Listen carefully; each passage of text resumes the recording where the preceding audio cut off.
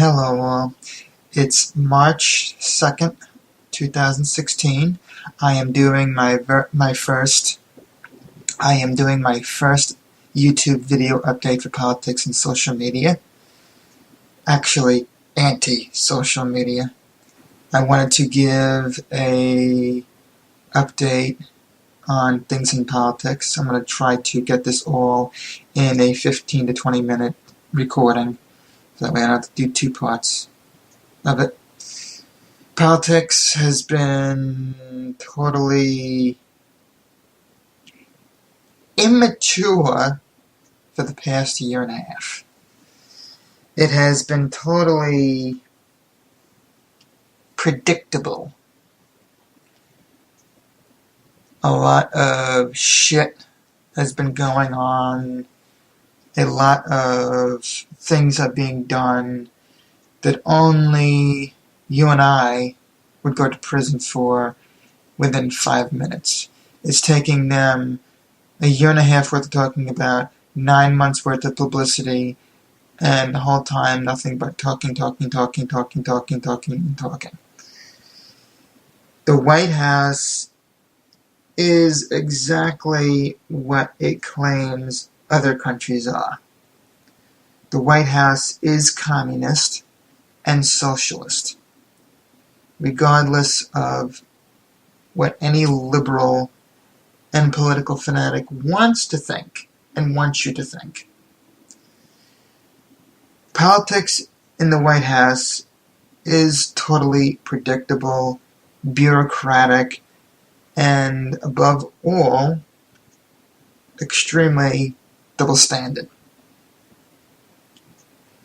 If any of us did what Hillary did in Benghazi, which has been totally ignored and totally, we don't want to talk about that.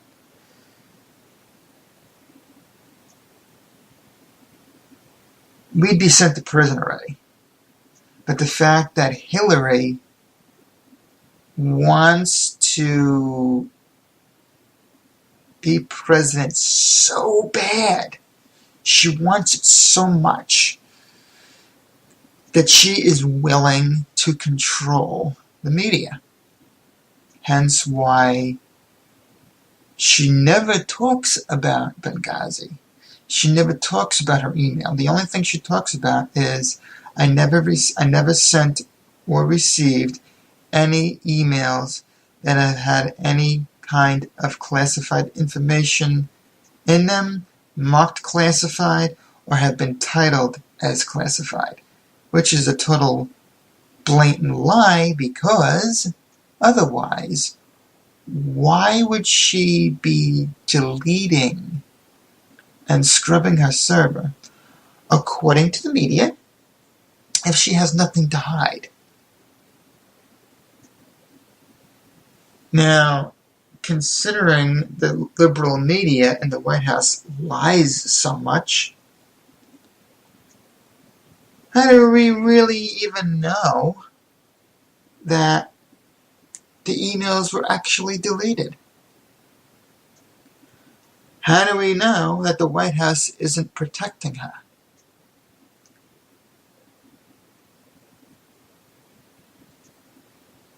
According to the way politics is these days, considering it's so predictable, it is nothing but a storyline. I'd actually even venture to say that all these things that are going on is, in fact, actually, how do I put it? How do we know it's not all false? How do we know it's not all a made-up thing as a distraction from what the White House is really doing? Barack Obama has been in office illegally for 8 years. You won't get any liberal to admit that. Okay? With all the shit going on in politics, the liberal media is terrified, totally terrified of admitting that Obama was actually born in Kenya. You can sit there and go on Fox News, forcefully air the video of Obama doing the 57 states and Michael, considering Michelle is actually transformed into a woman. She even admits he's from Kenya. So, in all reality, every single thing you see in politics and the media are sworn facts, but they're proven lies. Because they never have enough information. All they do is talk and talk and talk and talk and talk. And no proof is actually given to prove any of what they're saying.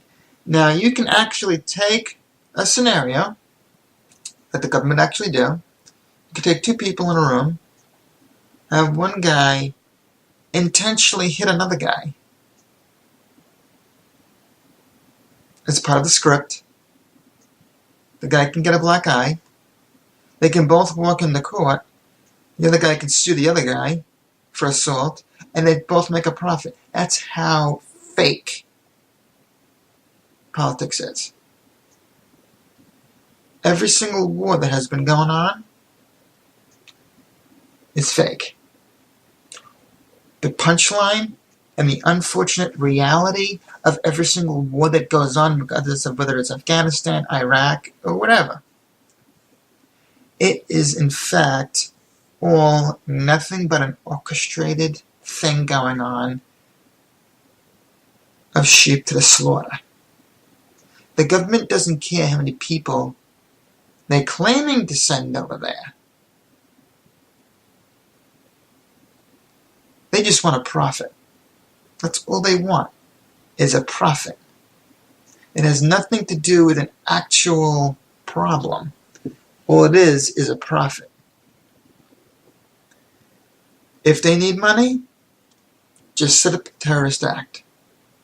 If they need money, just go over to another country. Act like you're destroying them, and everyone is stupid enough to give them money through taxes. So it's all orchestrated.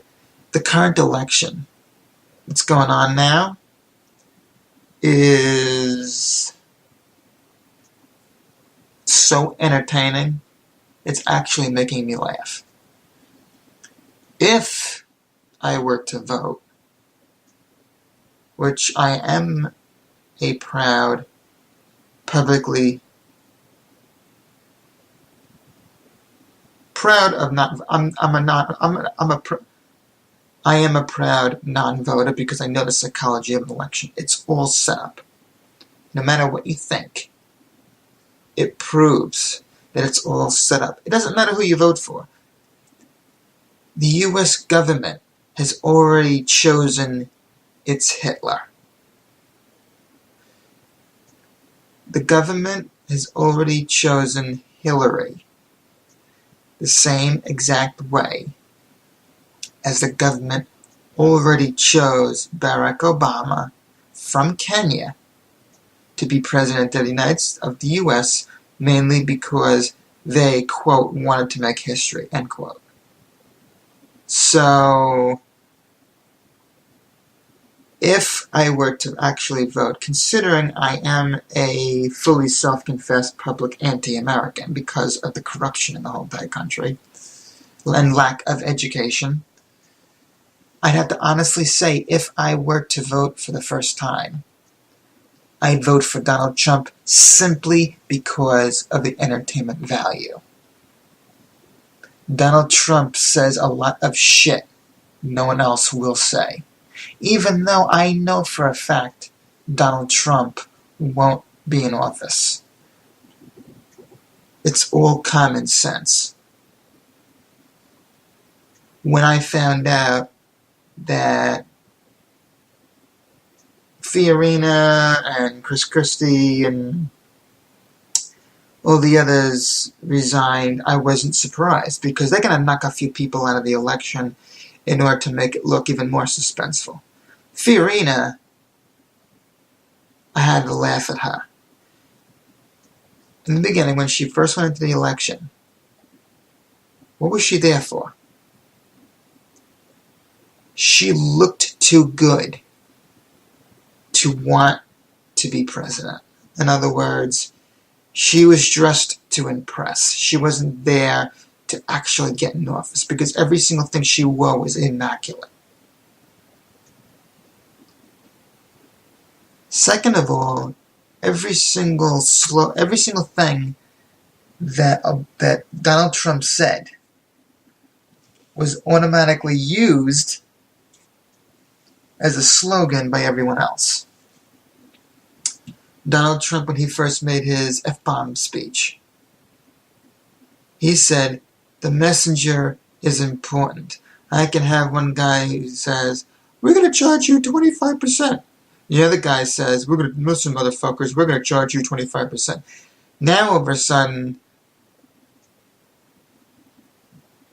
Fiorina and everyone else is using the messenger slogan. They're attacking the messenger because they don't like the message. Typical.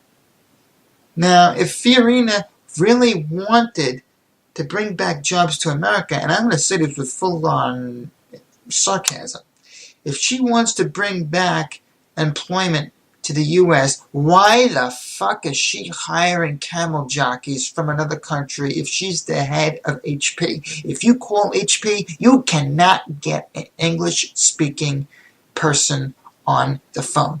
They're always in India. They're always talking about how they want to help you, but they don't really want to help you because they're just following like a script. That's all it is. If she wants employment in the U.S., why is she, Fiorina, as a CEO of HP, hiring Indians from another country? That's a red flag. So when she resigned, I wasn't surprised. Bush, the only thing he has going for him is his last name. I wasn't surprised when he took offense to the thing where Donald Trump said the U.S. government is letting in rapists and murderers. Oh my God! Jeb Bush is going to take that as a massive offense because his wife is Mexican. I dare ask, did he marry his wife for the sake of her getting free, permanent amnesty and residence to the U.S.? Is that why he married his Mexican wife? I mean, literally. Cruz is too choreographed, just the same way as Obama is. Every single time you ask Cruz a question, he's always doing a performance. Now, if you really think about it, every single time Cruz talks, he's performing. It's never a regular talking like Donald Trump does. It's always a performance. He's too nice. He's, as you would probably put it in an expressional way, he's too graceful. He's too nice. He always wants what you want. He never wants what you need. Rubio, all he cares about are immigrants. That raises a red flag because how do I know? He wants immigrants to come in legally. What is he going to do about the illegal foreigners coming in? Everyone jokes and crucifies Donald Trump about, we're going to build a wall and we're going to have Mexico pay for it. Let me ask you something. Everyone is laughing at him.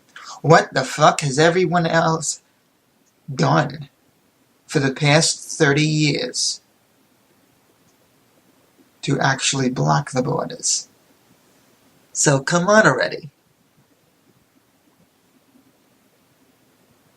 Everyone is fighting for presidency. Everyone knows that presidency is up for grabs and this is a race to the White House. I'm going to ask you one thing. In as full sarcasm, as much as choreographed as Obama is, I will ask you, what the fuck has any other politician done for the past 25 years to make me take them seriously? I mean, politics is days of our lives. It literally is days of our lives.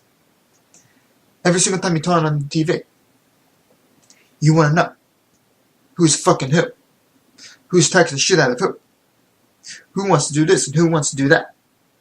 But I guarantee you one thing. You may say that Obama has sucked for the past 8 years. But he must tell you one thing. Monica has sucked too.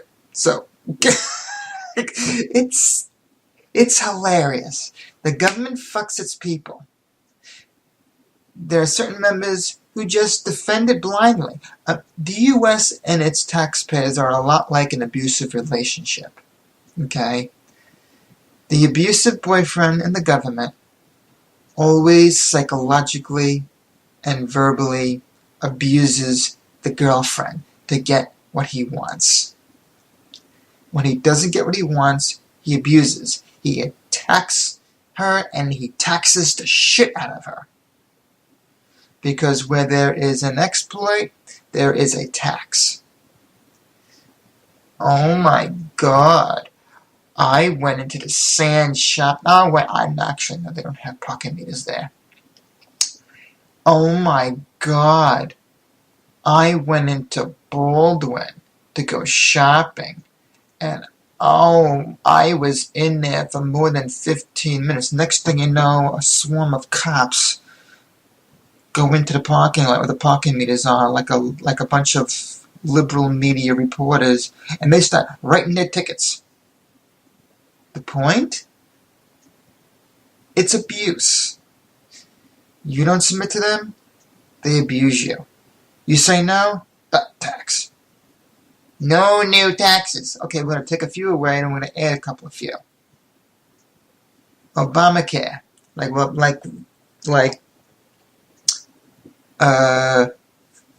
Donald Trump says, Obamacare is a disaster. All it is a tax. It's an offshore Swiss bank account that Obama owns that is totally illegal and unregistered that he uses to gain money from everyone. This guy walked into office claiming to be poor. He is now worth $4.8 million just from office alone, not counting the $30 million he's already made from speeches. Okay? It's the whole entire government. That is the reason why. And it's stupid, uneducated people in there who are stupid. This is not counting the people who are literally and genuinely educated. The people, the uneducated people in the country and the government is the reason why I am anti-American. I had no problem admitting it because it is an actual fact. Ending of part 1 for politics. I'm going to go for part 2 for anti-social media.